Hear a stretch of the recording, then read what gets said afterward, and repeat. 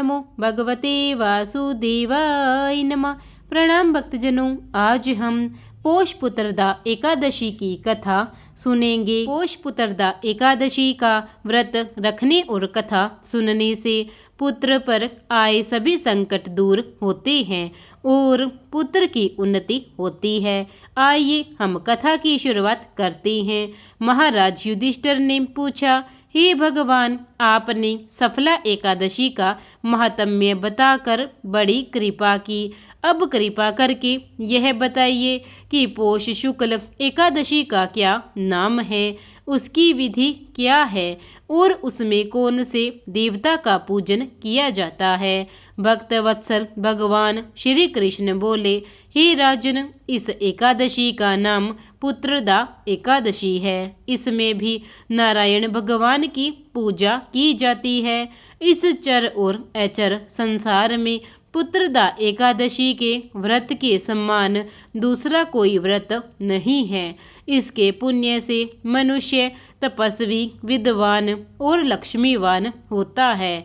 इसकी मैं एक कथा कहता हूँ, सो तुम ध्यानपूर्वक सुनो। भद्रावती नामक नगरी में सुकेतुमान नाम का एक राजा राज्य करता था। उसके कोई पुत्र नहीं था। उसकी स्त्री का नाम शेव्या था।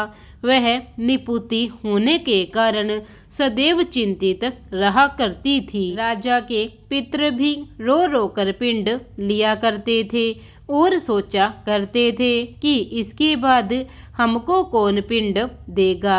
राजा को भाई, बांधव, धन, हाथी, घोड़े, राज्य और मंत्री, इन सब में से किसी से भी संतोष नहीं होता था। वह सदैव यही विचार करता था कि मेरे मरने के बाद मुझको कौन पिंडदान करेगा। बिना पुत्र के पितरों और देवताओं का ऋण मैं कैसे चुका सकूंगा। जिस घर में पुत्र न हो उस घर में सदैव अंधेरा ही रहता है।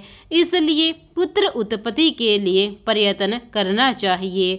जिस मनुष्य ने पुत्र का मुख देखा है वह धन्य है। उसको इस लोक में यश और परलोक में शांति मिलती है, अर्थात उसके दोनों लोक सुधर जाते हैं। पूर्व जन्म के कर्म से ही इस जन्म में पुत्र, धन आदि प्राप्त होते हैं। राजा इसी प्रकार रात दिन चिंता में लगा रहता था। एक समय तो राजा ने अपने शरीर को त्याग देने का निश्चय किया, परंतु आत्मघात को महान पाप समझकर उसने ऐसा नहीं किया। एक दिन राजा ऐसा ही विचार करता हुआ अपने घोड़े पर चढ़कर वन को चल दिया तथा पक्षियों और वृक्षों को देखने लगा।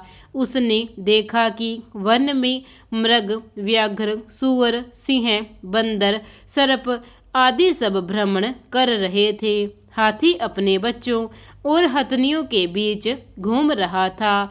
इस वन में कहीं तो गिद्दड़ अपने कर्कश स्वर में बोल रहे हैं, कहीं उल्लू ध्वनि कर रहे हैं। वन के दृश्यों को देखकर राजा सोच विचार में लग गया। इसी प्रकार आधा दिन बीत गया। वह सोचने लगा कि मैंने कई यज्ञ किए, ब्राह्मणों को स्वादिष्ट भोजन से तृप्त किया, फिर भी मुझको दुख प्राप्त हुआ। क्यों? राजा प्यास के मारे अत्यंत दुखी हो गया और पानी की तलाश में इधर उधर फिरने लगा। थोड़ी दूरी पर राजा ने एक सरोवर देखा। उस सरोवर में कमल खिले थे तथा सारस, हंस, मगरमच्छ आदि विहार कर रहे थे। उस सरोवर की चारों तरफ मुनियों के आश्रम बने हुए थे। उसी समय राजा के दाहिने अंग फड़कने लगे। राजा शुभ शकुन समझकर घोड़े से उतरकर मुनियों को दंडवत प्रणाम करके बैठ गया। राजा को देखकर मुनियों ने कहा, हे राजन, हम तुमसे अत्यंत प्रसन्न हैं। तुम्हारी क्या इच्छा है सो कहो। राजा ने पूछा, महाराज, आप कौन हैं और किस लिए यहाँ आए हैं।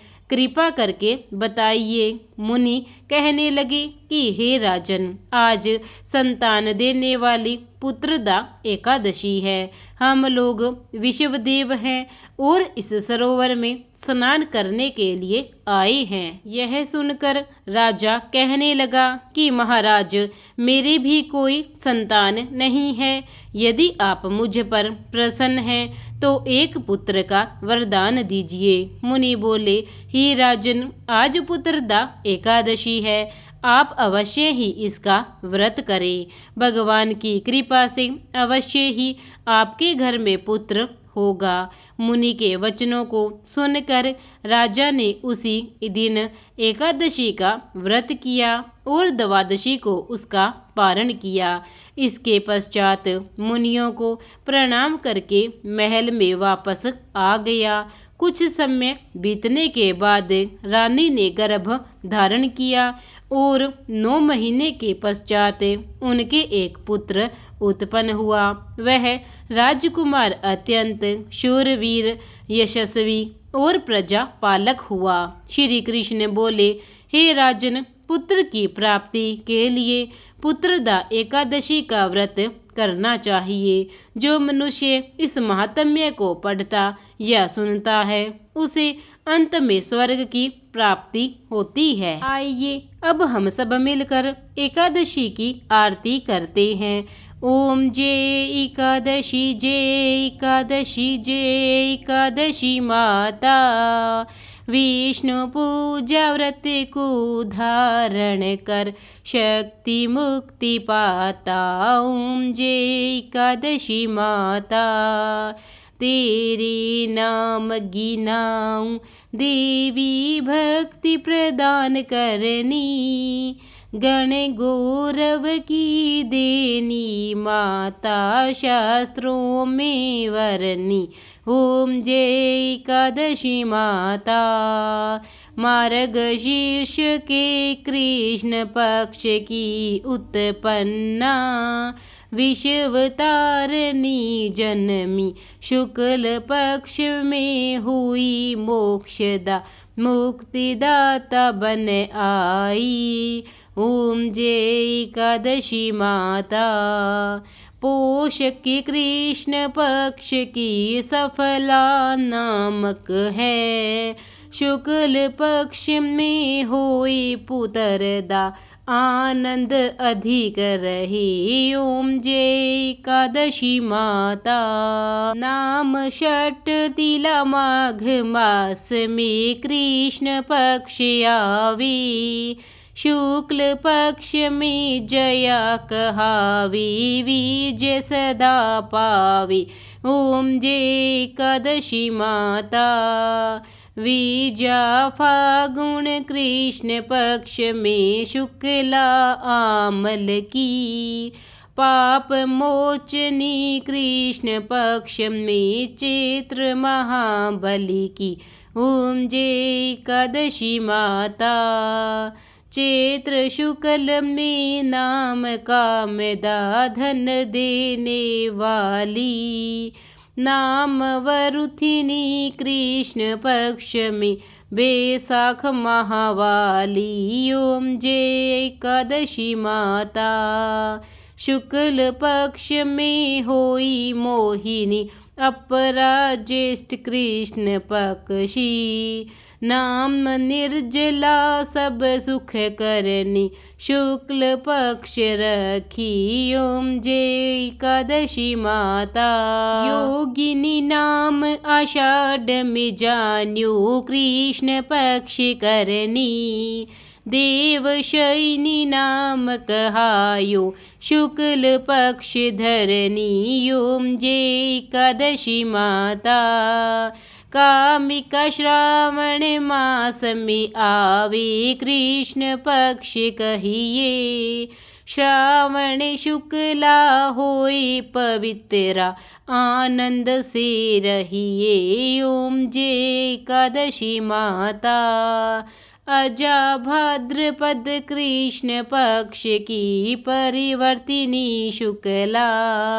इंदिरा आश्विन कृष्ण पक्ष में व्रत से भव सागर निकला। ओम जय एकादशी माता। पाप कुश है शुक्ल पक्ष में आप हरनहारी। रमा मास कार्तिक में आवे सुखदायक भारी। ओम जय एकादशी माता। देवोत्थानी शुक्ल पक्ष की दुख नाशक मैया। पावन मास में करूं विनती पार करो नैया। ओम जय एकादशी माता। परमा कृष्ण पक्ष में होती जन मंगल करनी। शुक्ल मास में होए पद्धिनी दुख दरिदर हरनी। ओम जय एकादशी माता।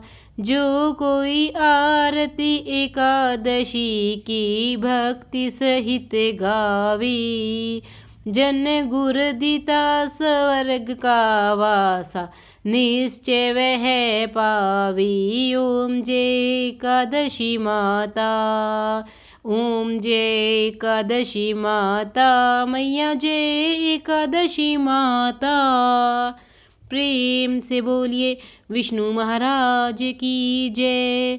एकादशी मैया की जय। प्रिय भक्तजनों, पोष पुत्रदा एकादशी का व्रत पूरे विधि विधान और सच्चे हृदय से भगवान विष्णु का पूजन करने से सभी सुखों की प्राप्ति होती है। एकादशी तिथियों में पुत्रदा एकादशी का विशेष स्थान है।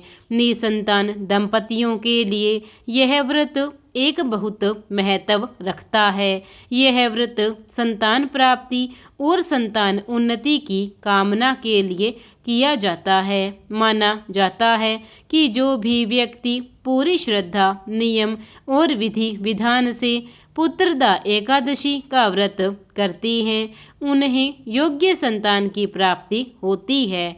इसी कारण इसे पुत्रदा एकादशी कहा जाता है।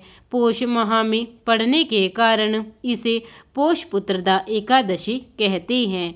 इसी प्रकार ये पोष पुत्रदा एकादशी की कथा का यहीं पर समापन होता है।